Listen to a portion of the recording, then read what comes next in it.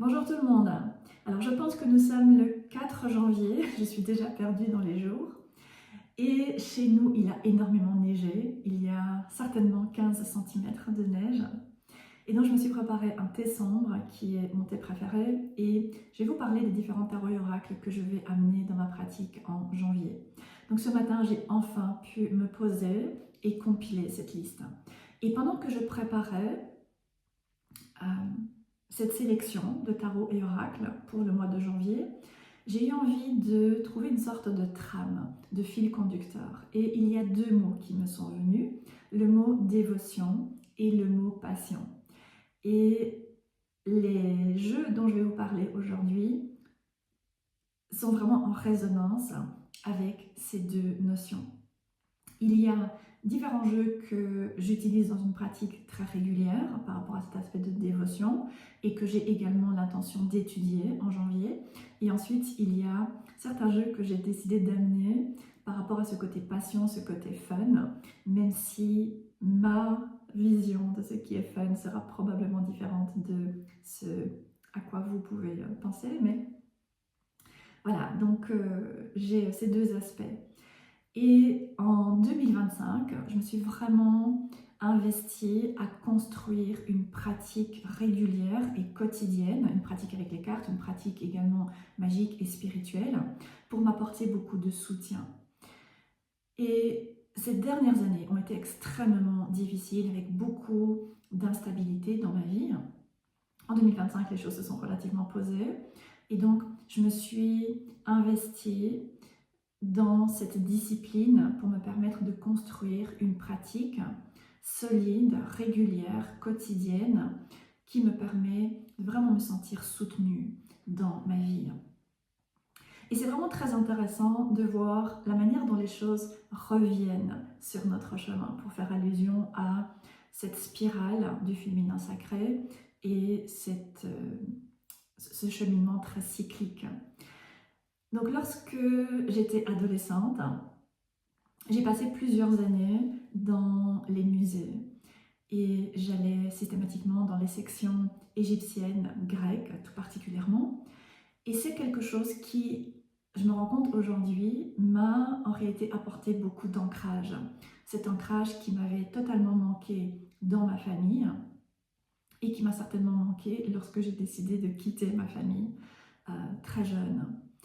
Et là maintenant, eh bien, je me rends compte que je reviens à cet aspect mythologie et ancienne spiritualité grecque, égyptienne, sumérienne, babylonienne, etc.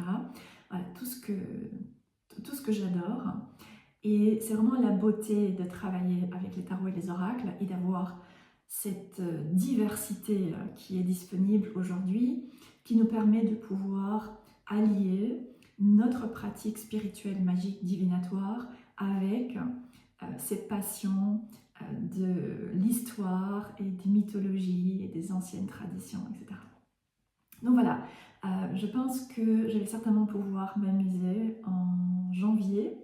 Et donc, les différents jeux dont je vais vous parler se retrouvent vraiment par rapport à cet aspect dévotion, des jeux que je vais utiliser dans ma pratique régulière, je vais continuer à utiliser dans ma pratique régulière et que j'ai l'intention d'étudier également, et ensuite des jeux plus patients pour amener du fun. Ok, alors je vais vous parler maintenant des différents jeux. Sans aucune surprise, je vais commencer par le premier tarot, qui est évidemment le tarot des vampires de Ian Daniels. Donc j'adore absolument ce tarot qui est tellement riche, qui est tellement complet et qui permet d'explorer ma pratique de manière qui n'en finisse pas, de gagner en profondeur et en richesse. Donc je l'utilise tous les jours avec le second tarot dont je vous parlerai dans un instant. Je l'utilise tous les jours, je tire une carte de ces deux tarots tous les matins pour faire le point sur où j'en suis, ce dont j'ai besoin également. Et donc ça, c'est très certainement une pratique que j'ai l'intention de continuer maintenant en janvier et tout au long de 2026. Donc tarot des vampires. Et je vais également me replonger dans le livre Phantasmagoria. Je l'ai déjà lu probablement 2 fois, au moins 2 fois. Et à chaque fois que j'utilise le tarot des vampires dans ma pratique personnelle, je lis les sections qui sont correspondantes aux différentes cartes que je peux tirer.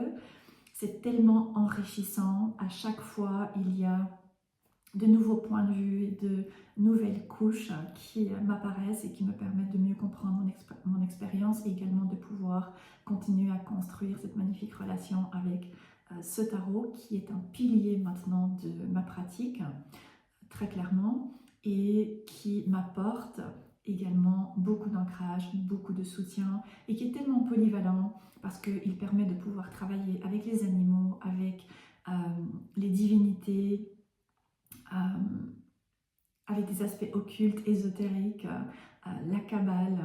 Et donc, voilà, il y a toujours de nombreuses facettes que l'on peut travailler à travers ce tarot. Ensuite, un autre tarot qui ne surprendra probablement pas, c'est le Ritual Tarot de Tierra May. Donc voilà, ça c'est le second tarot que j'utilise tous les matins pour tirer au moins une carte et faire le point sur où j'en suis. Et ce tarot, il est à la fois dans l'aspect dévotion et dans l'aspect passion, parce que je l'adore. J'adore l'art, j'adore sa personnalité, et c'est un tarot qui nécessite de l'étude. Alors pas nécessairement de l'étude dans un sens très théorique et pas dans le sens que je peux l'entendre avec le tarot des vampires. Personnellement, je n'utilise pas vraiment le livre qui accompagne ce tarot, même s'il est très bien fait et il est très intéressant. J'utilise ce tarot et je lis ce tarot de manière très intuitive pour me connecter à ces aspects mythologiques de l'Égypte, de Babylone, de la Sumérie, de la Grèce également, et pour me connecter à différentes divinités. Et il a une voix tellement claire et tellement enveloppante, j'ai envie de dire. Il est réconfortant. Il est très porteur dans ma pratique. Autant le tarot des vampires m'apporte cet ancrage, celui-ci me porte. Voilà, alors ensuite, je vais continuer dans cet aspect dévotion et tarot. Je vais également utiliser le Goddess of Love Tarot. Je pense que ce tarot n'est malheureusement pas disponible en version française. Je ne suis pas certaine, mais je pense.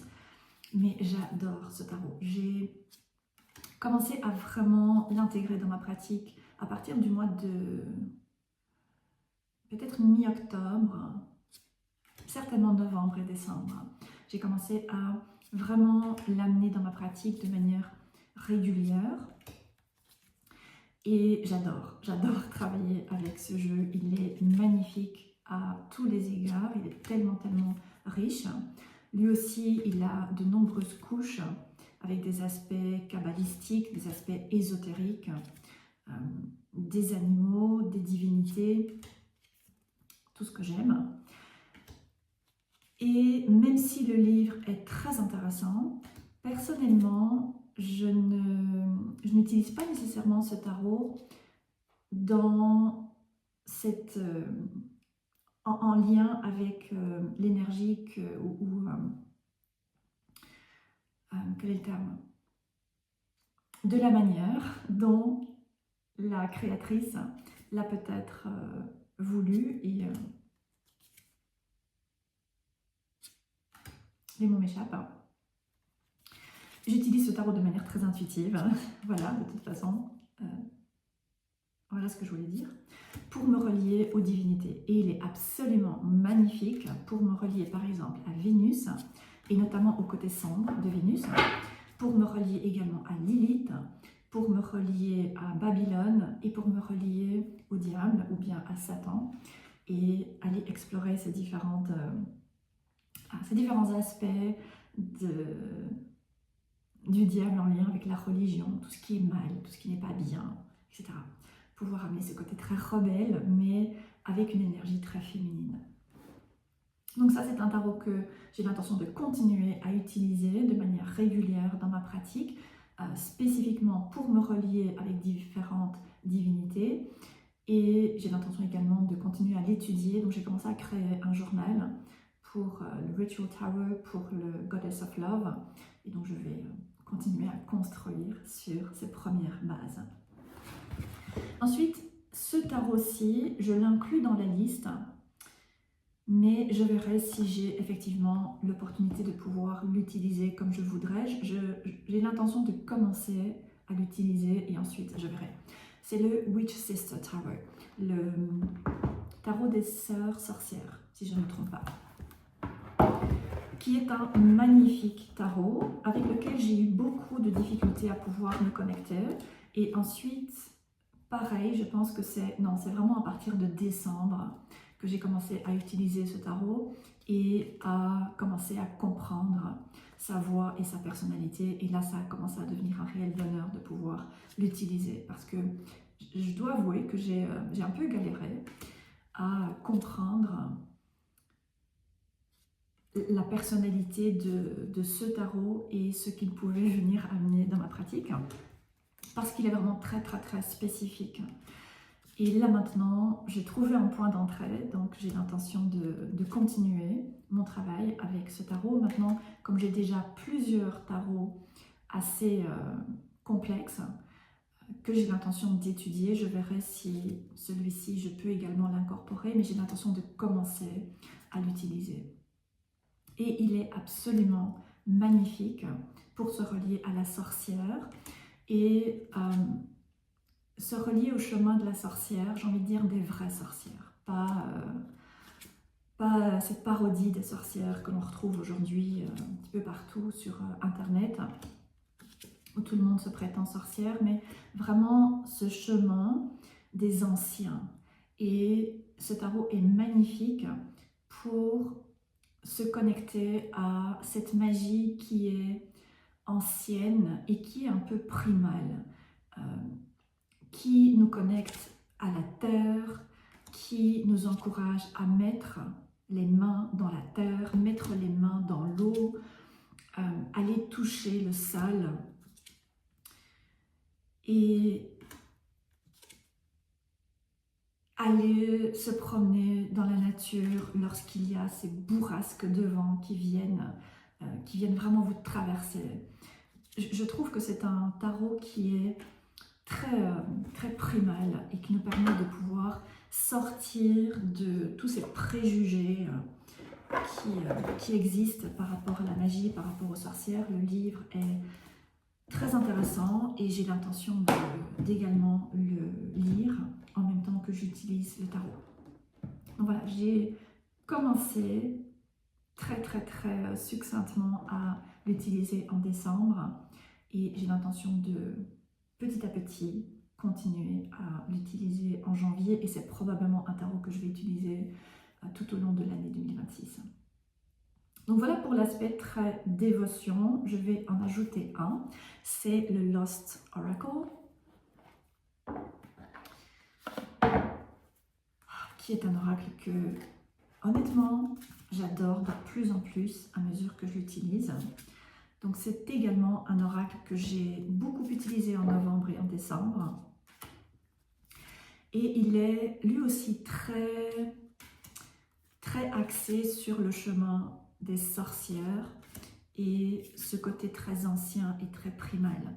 Personnellement, je l'utilise dans ma pratique pour me permettre de réfléchir à ma pratique et construire une pratique qui m'est personnelle. Vraiment me permettre de me relier à l'héritage des sorcières avec beaucoup de respect, avec beaucoup de réalisme également sur l'histoire des sorcières, sur ce que signifie choisir de suivre cet héritage.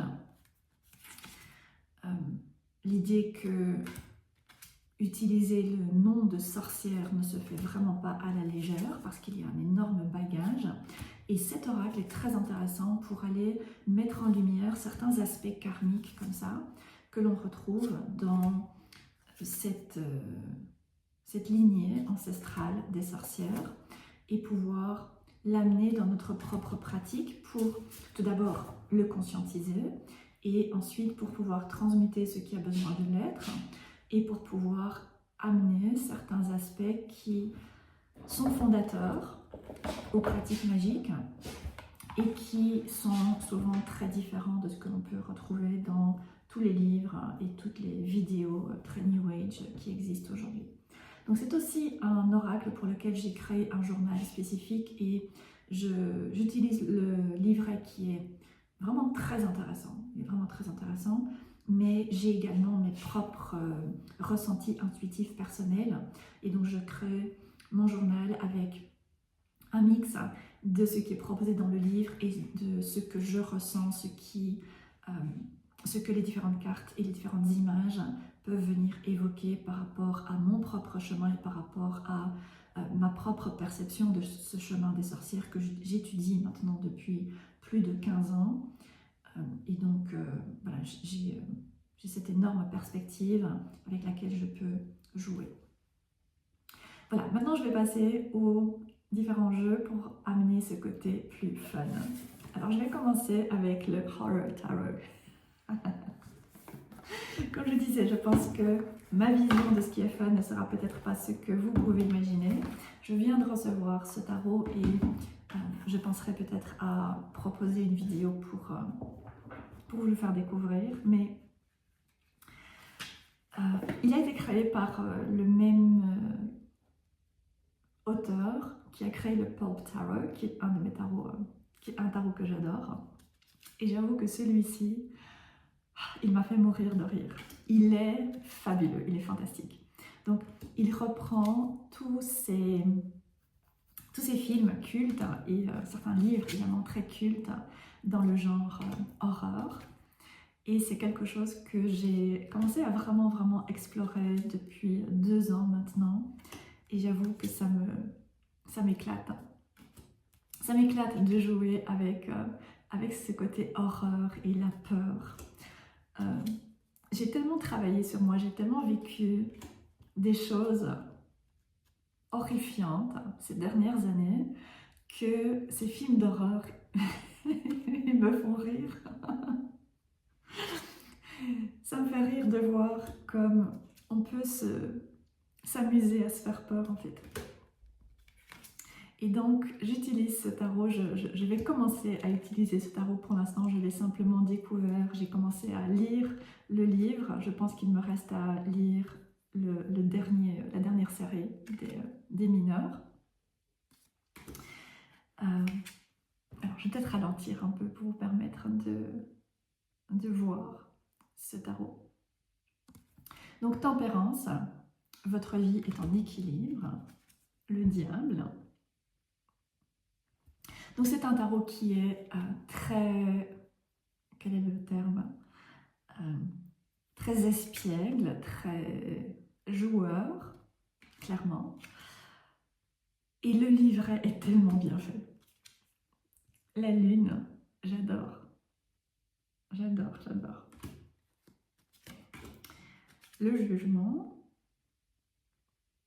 Donc voilà, comme je disais, hein, j'ai commencé à simplement découvrir ce tarot, m'amuser à regarder chacune des cartes et lire le livret Dracula. Et en parallèle, j'ai recommencé à regarder différents films d'horreur. Donc voilà, ça c'est ce qui m'éclate, c'est ce qui me permet de m'amuser et d'amener ce côté passion et jeu et légèreté dans ma pratique et dans ma vie. Je vous montre encore quelques cartes. Je vais m'arrêter sur le 5 d'épée. J'adore. Voilà, ça a été mon rayon de soleil en décembre, parce que décembre a été assez difficile. Donc, Horror Tarot. Ensuite, j'ai 2 oracles qui, pour moi, vont un peu ensemble. Tout d'abord, le Mausolea Oracle of Souls, avec un livret qui est traduit en français. Donc le livret est traduit en français. Alors cet oracle, je l'ai depuis plusieurs années maintenant et je ne l'ai jamais vraiment utilisé. Et là, j'ai envie de pouvoir l'utiliser. Donc c'est un jeu qui revient dans ce côté dévotion avec tout l'aspect mythologique et ce côté passion, ce côté obscur et monde d'en bas, divinité également. Et donc là, j'ai vraiment l'intention de l'utiliser et d'apprendre à le connaître et de découvrir ce qu'il a à me dire et comment je peux l'utiliser.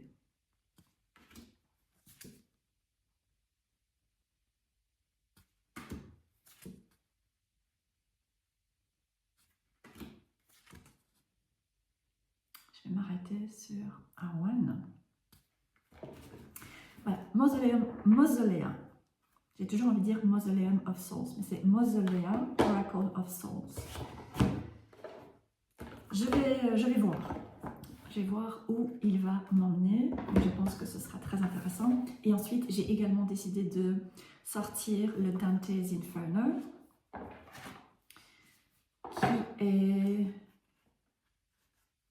qui est accompagné d'un livret qui apparemment n'est pas disponible, n'a pas de traduction en français.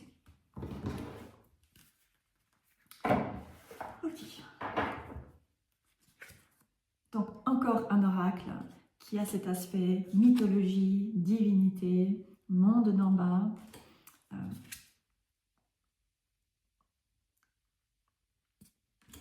Et ce côté un peu horreur et monstre.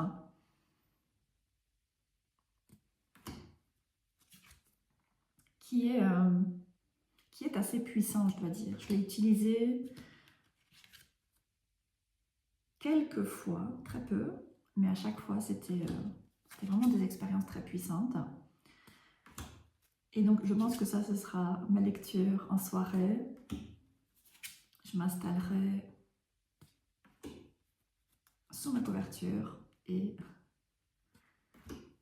je me plongerai dans l'univers de Dante lorsque je ne me sens pas nécessairement suffisamment en forme pour lire. Voilà, il m'en reste juste un, il me reste un dernier oracle. Je ne sais pas dans quelle mesure il va être fun, je pense qu'il va l'être.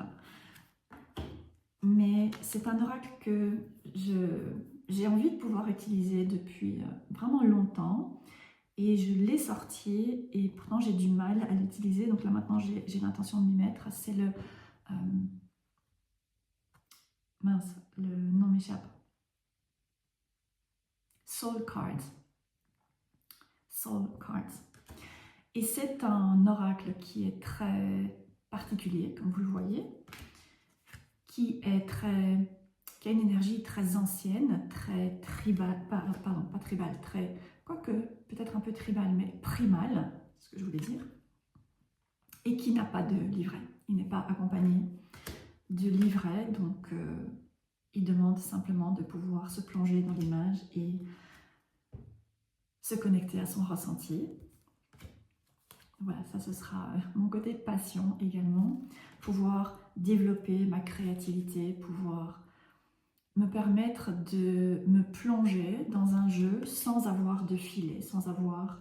Voilà, il n'y a pas de nom, il n'y a pas de numéro, il n'y a pas de message qui est associé. Il y a simplement ces différentes images très brutes, très viscérales parfois, très anciennes.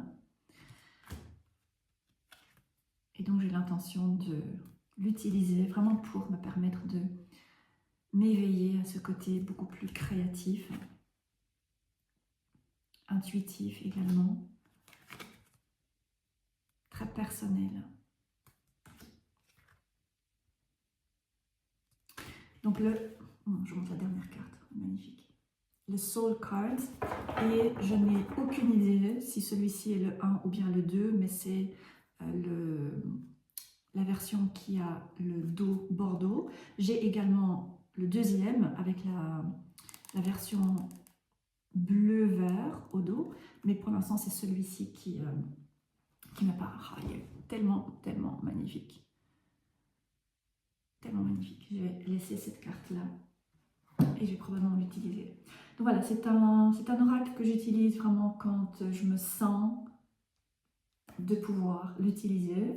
Je me pose au calme avec une bonne tisane, mon journal, et je prends un temps pour simplement me connecter à mon intuition et voir où ça me conduit, pour du storytelling, pour me connecter à des parts de moi que je n'ai pas nécessairement eu l'occasion de pouvoir connecter comme je l'aurais voulu. Et donc, voilà, Soul Cards fait partie de cette liste. Voilà, c'est ma sélection pour le mois de janvier, comme je vous disais. Dévotion, passion, beaucoup d'études et un peu de légèreté également. Dites-moi quels sont les jeux que vous prévoyez d'utiliser en janvier. Laissez-moi un commentaire en dessous de la vidéo. Et je vous souhaite une très belle journée et je vous dis à bientôt.